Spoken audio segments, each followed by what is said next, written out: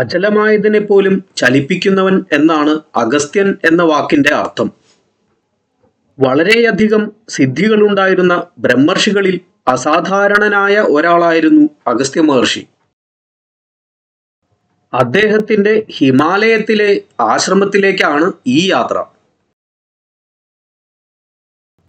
ഉത്തരാഖണ്ഡിലെ രുദ്രപ്രയാഗിനടുത്തായാണ് അഗസ്ത്യമുനി എന്ന ഈ ഗ്രാമം സ്ഥിതി ചെയ്യുന്നത്. ഇന്നിത് കേദാർനാഥ് യാത്രക്കിടയിലെ ഒരു ഇടവേള സ്ഥലം മാത്രമാണ്, അധികമാർക്കും അറിയാത്ത ഒരു സ്ഥലം. അഗസ്ത്യ മഹർഷിയുടെ ജനനത്തെപ്പറ്റി പല കഥകളും പറയപ്പെടുന്നു. കുംഭജൻ, കലശജൻ, കുംഭയോനി, മിത്രവരുണി എന്നെല്ലാം അദ്ദേഹം അറിയപ്പെടുന്നു. അദ്ദേഹത്തിന്റെ ജനനം ഒരു കുടത്തിലാണ് ഉണ്ടായതെന്ന് പുരാണങ്ങളിൽ പറയപ്പെടുന്നു. വരുണമിത്രന്മാരും ഉർവശിയുമാണ് അദ്ദേഹത്തിന്റെ മാതാപിതാക്കൾ എന്ന് ചില പുരാണങ്ങൾ പറയുന്നു. പുലസ്ത്യ മഹർഷിയാണ് അദ്ദേഹത്തിന്റെ പിതാവെന്ന് മറ്റു ചിലയിടങ്ങളിൽ പറയപ്പെടുന്നു. വസിഷ്ഠൻ അദ്ദേഹത്തിന്റെ അർദ്ധസഹോദരനാണെന്ന് മറ്റു ചിലയിടങ്ങളിൽ പറയപ്പെടുന്നുണ്ട്. വിദർഭയിലെ രാജകുമാരിയായിരുന്ന ലോപമുദ്രയായിരുന്നു അഗസ്ത്യ മഹർഷിയുടെ പത്നി. അവരിരുവരും ചേർന്ന് ഋഗ്വേദത്തിലെ പല സൂക്തങ്ങളും രചിച്ചു. രാമായണത്തിലും മഹാഭാരതത്തിലുമെല്ലാം അദ്ദേഹത്തെപ്പറ്റി പരാമർശിക്കുന്നുണ്ട്. ത്രിയുഗി നാരായണ ക്ഷേത്ര ദർശനത്തിനു ശേഷമുള്ള മടക്കയാത്രയിൽ രാത്രിയിലാണ് അഗസ്ത്യമുനിയിൽ എത്തിയത്. പഴക്കം വന്ന കെട്ടിടങ്ങളെല്ലാം പൊളിച്ച് പുതുക്കിപ്പണിതുകൊണ്ടിരിക്കുകയാണ് ഇവിടെ.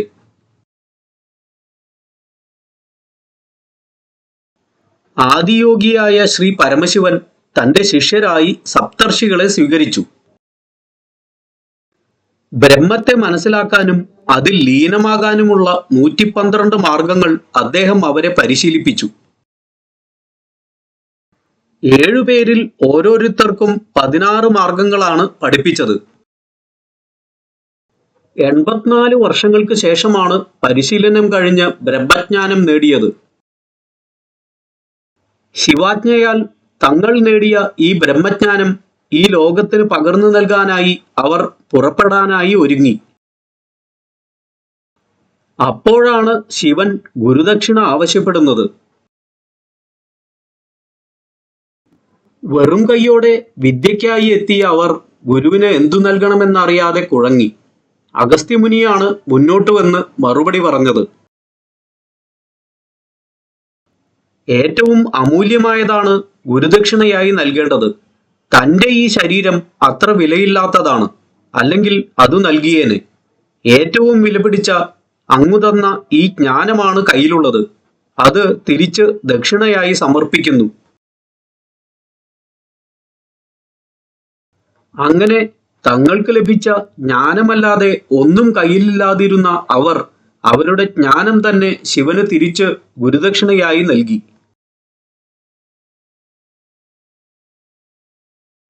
അങ്ങനെ ശൂന്യമായ മനസ്സോടെ അവർ നടന്നകുന്നു. പക്ഷേ അവരുടെ ആ ശൂന്യതയിലേക്ക് ആ 112 മാർഗങ്ങളും സ്വയം എത്തിച്ചേർന്നു.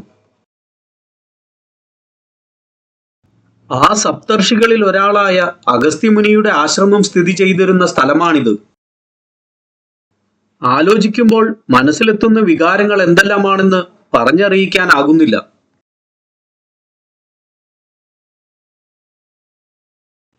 ഈ ചെറിയ ലോഡ്ജിലായിരുന്നു എൻ്റെ രാത്രിവാസം. 800 രൂപയായിരുന്നു വാടക. ഇതാണ് അഗസ്ത്യമുനിയിലൂടെ കേദാർനാഥിലേക്ക് പോകുന്ന റോഡ്. ഇപ്പോൾ പുലർച്ചെയാണ്. കടകളെല്ലാം അടഞ്ഞു കിടക്കുകയാണ്. എല്ലാ കടകളുടെയും മുമ്പിൽ പശുക്കളും കുട്ടികളും കാളകളും ഒക്കെ കിടപ്പുണ്ട്. ഇനി നമുക്ക് അഗസ്ത്യരുടെ കഥയിലേക്ക് തിരിച്ചു വരാം. ശിവപാർവതി പരിണയത്തിനായി ഹിമാലയത്തിലെത്തിയ ദേവതകളുടെ ഭാരം മൂലം ഭൂമിയുടെ സന്തുലിതാവസ്ഥ നഷ്ടമാകാതിരിക്കാനായി പരമശിവൻ അദ്ദേഹത്തോട് ദക്ഷിണ ദിക്കിലേക്ക് യാത്ര തിരിക്കാൻ ആവശ്യപ്പെട്ടു.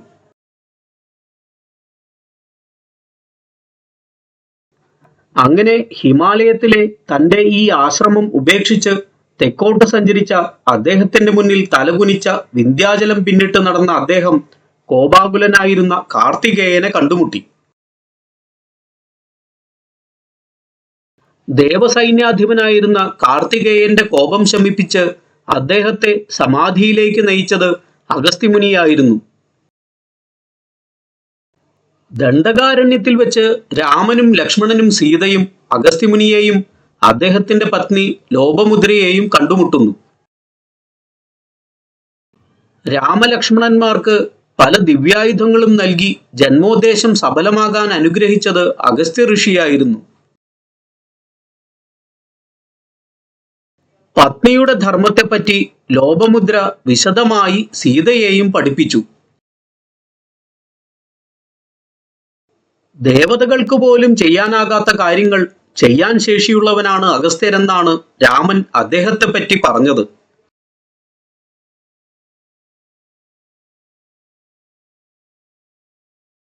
ആസുരശക്തികളായിരുന്ന വാതാപിയെയും ഇല്വലനെയും ഇല്ലാതാക്കിയതും അഗസ്ത്യമുനിയായിരുന്നു. തന്റെ ജഠരാഗ്നിയിൽ അദ്ദേഹം അവരെ ദഹിപ്പിച്ചു. മഹാഭാരതത്തിലെ വനപർവത്തിൽ യുധിഷ്ഠിരനും ലോമശനുമായുള്ള സംവാദത്തിലാണ് അഗസ്ത്യമുനിയെപ്പറ്റി പരാമർശിക്കുന്നത്. അതിലും അദ്ദേഹത്തിന്റെ ദഹനശക്തിയെപ്പറ്റി പ്രത്യേകിച്ച് പറയുന്നുണ്ട്. ഇന്ദ്രനും വൃത്രനും തമ്മിലുള്ള യുദ്ധത്തിനിടയിൽ ദാനവർ സമുദ്രത്തിൽ മറഞ്ഞു. അവരെ പുറത്തെത്തിക്കുവാനായി സമുദ്രം തന്നെ കുടിച്ചു വറ്റിച്ച അഗസ്ത്യമുനിയെപ്പറ്റി വിവരിക്കുന്നുണ്ട്.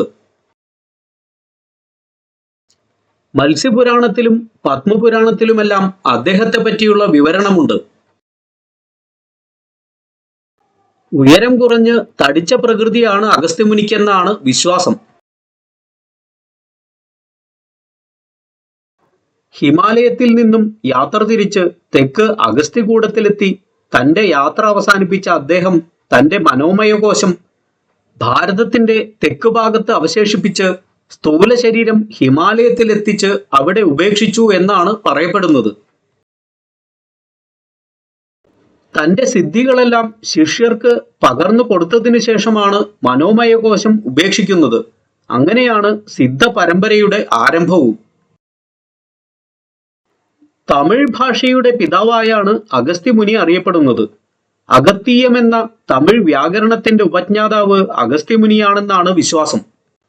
സിദ്ധവൈദ്യത്തിന്റെ പിതാവും അഗസ്ത്യർ തന്നെയാണ്. ജാവ, ഇന്തോനേഷ്യ എന്നിവിടങ്ങളിലെല്ലാം അഗസ്ത്യരെ പറ്റിയുള്ള രേഖകൾ ലഭ്യമാണ്. പല ശിലാരൂപങ്ങളും അവിടെ നിന്നും കണ്ടെടുത്തിട്ടുണ്ട്. അഗസ്ത്യർ നടത്തിയ പ്രതിഷ്ഠകളെല്ലാം ഊർജപ്രധാനങ്ങളായിരുന്നു. ഇന്നിവിടെ കാണുന്ന ക്ഷേത്രം പിന്നീട് ആരൊക്കെയോ നിർമ്മിച്ചതാണ്. ഈ ആശ്രമവും പുതിയതാണ്.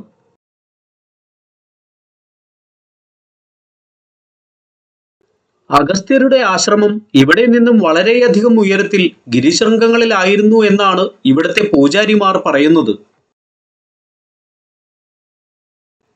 അത് ഹിമപാതത്തിലും മണ്ണൊലിച്ചിലിലും പെട്ട് മന്ദാകിനിയിൽ വിലീനമായത്രേ. അതൊക്കെ സംഭവിച്ച് വളരെയധികം വർഷങ്ങൾക്കു ശേഷമാണ് അഗസ്ത്യ സ്മരണകൾ ഉയർത്തുന്ന ഈ ആശ്രമം സ്ഥാപിതമാകുന്നത്. ഈ ശിവക്ഷേത്രത്തിന് തൊട്ടടുത്തായിയാണ് അഗസ്ത്യ ക്ഷേത്രമുള്ളത്. കാലാന്തരത്തിൽ ക്ഷയം സംഭവിച്ച അത് പുനർനിർമ്മിച്ചുകൊണ്ടിരിക്കുകയാണ്.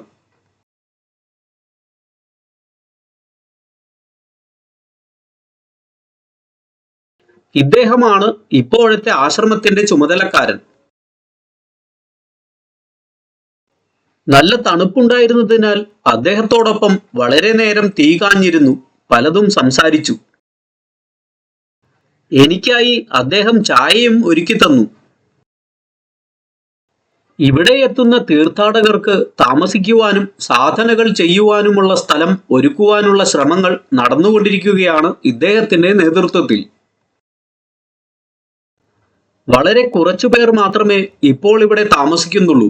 ഈ ആശ്രമത്തെ വീണ്ടും ഉയർച്ചയിലേക്ക് എത്തിക്കുവാനുള്ള ശ്രമങ്ങൾ നടന്നുകൊണ്ടിരിക്കുന്നു.